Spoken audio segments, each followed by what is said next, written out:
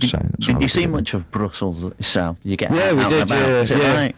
It's a weird place. It's very sort of provincial in some respects, and you'd have thought, because there's so many sort of foreign interests there, and you've got all the EC and NATO and all this stuff, but they live in a kind of sort of foreign compound almost. There's like kind of certain areas which are just full of foreigners, and they don't really seem to mix with the rest of the people in Brussels. So it's very Belgian, whatever that is, because it's a bit of a country with an identity crisis, because they've got two languages and they don't get on terribly well, and all this stuff. It's a weird place. It's nice, it's relaxing. It's not the most thrilling place, but it's relaxing, and the beer's fantastic, and the bars stay open late. And, Would you record there again? Yeah, it's a nice place to work. Yeah, it's great. I'm gonna get a bit self-indulgent here and play my favourite track from the album American Money. What's it about? Tell us what it's about. American Money. So it's reasonably self-explanatory, isn't it? Yeah. Reasonably self-explanatory, but it could be it's not a song. It's not a song about $1, is it? Do you know what I mean? No,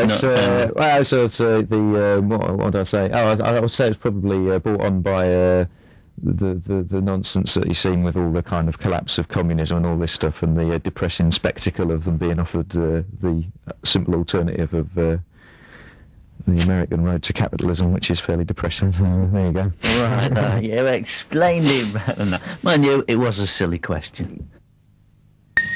He was sick and tired of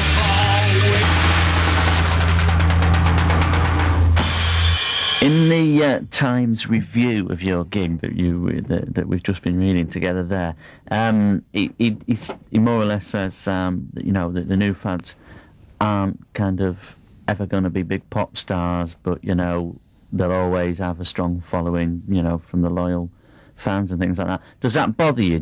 Would you ever kind of consider purposely making a more commercial song?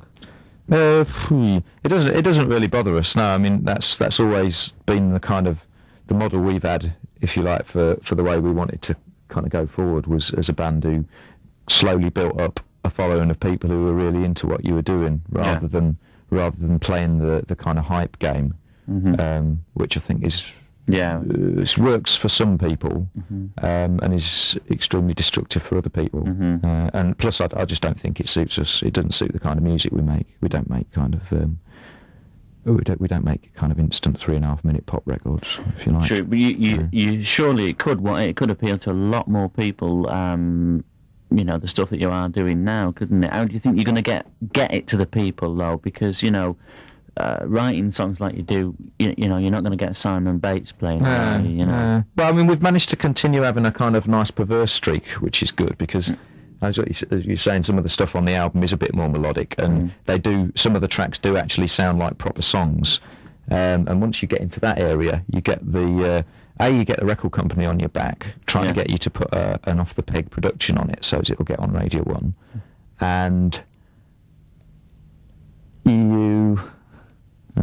that is the main problem. That is the main problem. It's a temptation yourself, like American Money is a good example, because we could have done a real power pop anthem job on that. And the way we chose to avoid it was by putting a really horrible, cheesy drum machine in the background and just making it as loud and obnoxious as possible. So I think we've narrowly avoided the kind of Knees Up Mother Brown sort of soft power pop job, which I hate. And Stockholm as well, that's another one where we could have gone down a rocky road of kind of cigarette lighter waving. And Did you ever see your fans waving a cigarette lighter? That's a worrying thought. Yeah, I'd love it. There was a couple of people clapping with their hands in the air to one of the songs the other night. And I thought, oh no, I'll pack it in now. Jumped up and chinned them. You should have done that. It's quite, it's disturbing, the album in parts, isn't it? And seeing you live, it's I'm not saying unpleasant. That's certainly not the right word, but it's kind of. You do look a bit mad, don't you?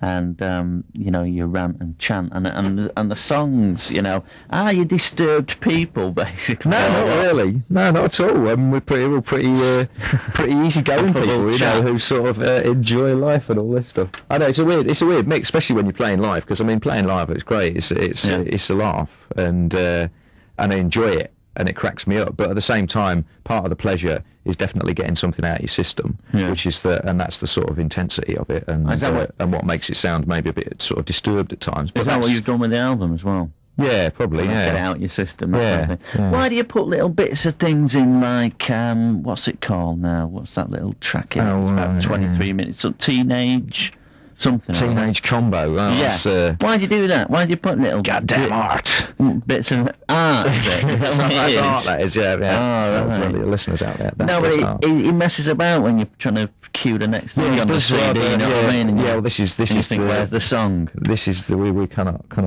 write albums for CDs. That's the problem. Stupid things.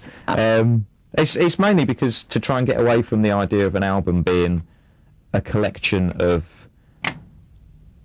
I don't know, 10 songs of which you'll have 2 or 3 singles and a load of filler tracks kind of thing.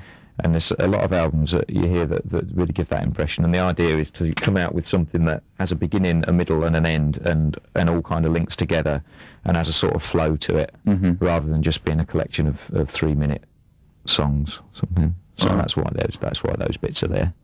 Atmosphere and art. Yeah. Okay.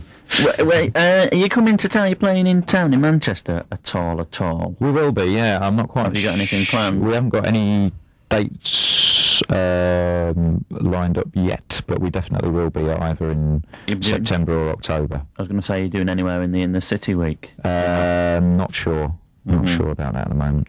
All right. How's it been going, the tour? All right. Yeah, really good. Yeah. Pleased with it? You know, you attracting bigger audiences, or have you found that it's cooled off a bit since you've been away? Has being away affected you? It's hard to say. It hasn't. Well, we were all pretty worried because there was definitely, you know, if you haven't done anything for quite a few months, there's a prospect of you going and you taking this new stuff out to people and going, no, sorry, not interested. You know, where have you been? We've got some bollocks band to write about it. So we were a bit worried about that. But no, it's kept pretty steady. And I think we have got quite a sort of loyal fan base, if you like, and we're getting the same size audiences in little places. And we got sort of 300 in Norwich on a Monday night, which is great, especially when you find out that sort of bands are going and doing the rounds at the moment who, in theory, have got a higher profile, and you'd expect to maybe pull more who are doing significantly less. So that kind of. And people aren't going to gigs that much anymore. No, they're not. That's something we've noticed, is that audiences aren't as mad as they were a couple of years ago. Really? Yeah, there's not as much sort of mayhem down the front. Unless you get in the. I mean, we've started this tour off doing small, sweaty places, which is great. So you get a bit more of that. But as soon as you sort of start getting slightly bigger stuff, they're a lot calmer than they used to be. Are they really? Yeah. Oh, I wonder what. Sad. I was wondering what it's to do with. I don't know. It goes in sort of cycles, though, doesn't it? People are really into seeing bands for a while, and then everyone gets a bit sort of blasé about it, and then it bursts then they're back again. Yeah. Right. Well, thanks for coming in, and best of luck with the rest of the tour. Cheers. And we'll play out with from another track from Body Exit Mine. This is Bruises. Thanks a lot, Andy. All right,